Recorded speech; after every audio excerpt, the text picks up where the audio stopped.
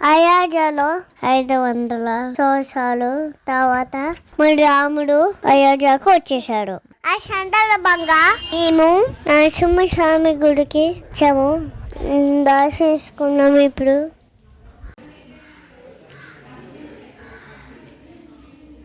ఆంజనేయ దర్శనం చేసుకుందాం.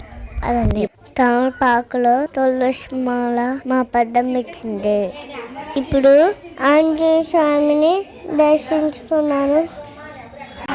వీళ్ళందరూ ఇలా ధ్యానం చేశారు.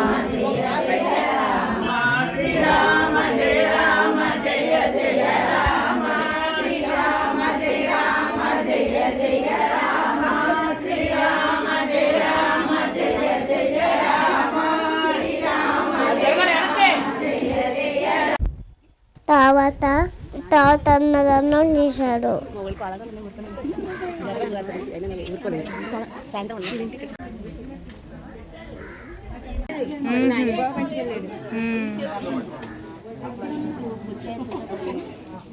భోజనం చాలా బాగుంది.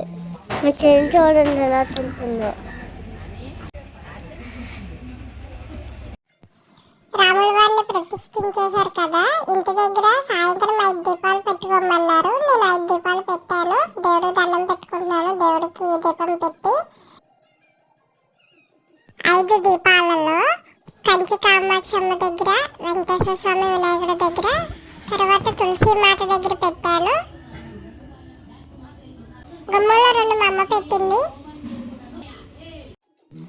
అయోధ్య నుంచి మనకి అక్షింతలు పంపించారు కదా రాముల వారికి, అవి పూజ అయిపోయింది కాబట్టి ఇప్పుడు తల మీద వేసుకోమని చెప్పింది మా అమ్మ.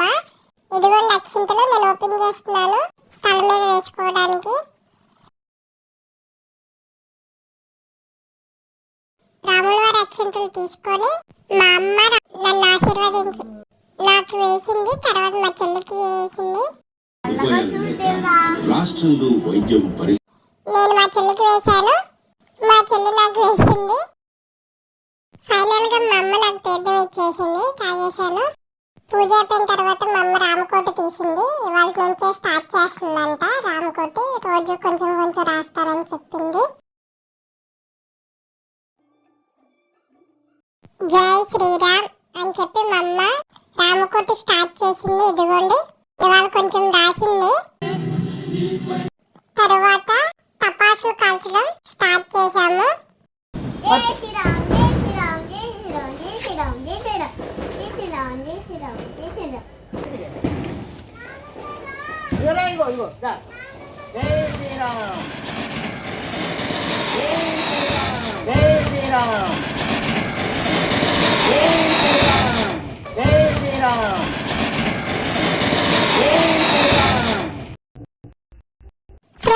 మీరు కూడా టపాసులు కాల్చారా? మీరు పూజ ఎలా చేసుకున్నారో కామెంట్స్ లో పెట్టండి. మన అయోధ్యకి రాముడు తిరిగి రావడం చాలా సంతోషంగా ఉంది. మీకు ఎలా అనిపించిందో కామెంట్ చేయండి.